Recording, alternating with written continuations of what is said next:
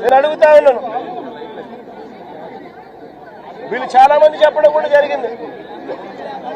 ఈ స్థలాలు మళ్ళీ కొనుగోళ్లు జరిగేటప్పుడు కూడా, క్రయ విక్రయాలు జరిగేటప్పుడు కూడా పలు సందర్భాలలో ఇక్కడ వాళ్ళంతా కూడా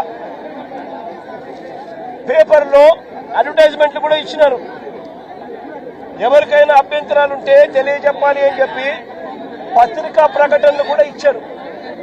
పత్రికా ప్రకటనలు ఇచ్చినప్పుడు కూడా ఎవరు కూడా అభ్యంతరాలు ఎక్కడా కూడా వెలుబుచ్చలేదు.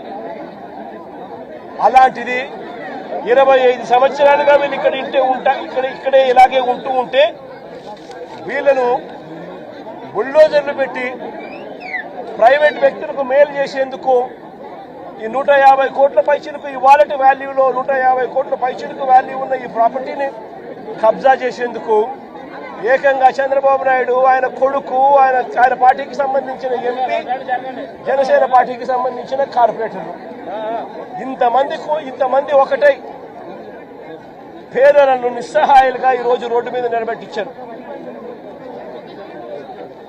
నిజంగా నేను అడుగుతా ఉన్నా, ఈ ప్రభుత్వం అన్నది పేదల తరపున ఉందా అని.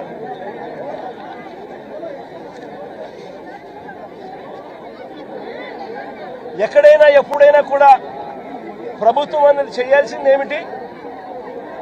ఇటువంటి పరిస్థితిలో వచ్చినప్పుడు వీళ్ళంతా వెళ్లి కంప్లైంట్లు కూడా ఇచ్చినారు. సాక్షాత్తు చంద్రబాబు నాయుడు కలిసినారు. చంద్రబాబు నాయుడు 3 సార్లు కలిసినారు. లోకేష్ 2 సార్లు కలిసినారు. అర్జీలు ఇచ్చినారు. చివరికి ఎవరికైతే వీళ్ళు అర్జీలు ఇచ్చినారో వాళ్ళే కుట్ర పన్ని, వాళ్ళ ఎంపీలు, వాళ్ళకి సంబంధించిన కార్పొరేటర్లు వీళ్ళంతా కలిసి కుట్ర పన్ని ఏ రకంగా వీళ్ళంతా కూడా వీళ్ళకి అన్యాయం చేశారు అన్నదానికి నిదర్శనం ఇది. నేను ఒకటే అడుగుతా ఉన్నా, అయ్యా చంద్రబాబు నాయుడు గారు, ఇక్కడే కాదు రాష్ట్ర వ్యాప్తంగా కూడా ఇదే మాదిరిగా కొనసాగుతా ఉంది. రాష్ట్ర వ్యాప్తంగా కూడా అనేక చోట్ల ఎక్కడైనా చిన్న లిటిగేషన్లు ఎక్కడైనా ఉంటే డైరెక్ట్ గా తెలుగుదేశం పార్టీకి సంబంధించిన నాయకులు, ఎమ్మెల్యేలు ఇన్వాల్వ్ అయిపోతా ఉన్నారు. లిటిగేషన్ ఉన్న చోట వీళ్ళంతట వీళ్ళే అడుగు పెట్టేసి ఆ ల్యాండ్ కబ్జా చేసేస్తా ఉన్నారు. కొన్ని చోట్ల వీళ్ళే లిటిగేషన్ క్రియేట్ చేస్తా ఉన్నారు.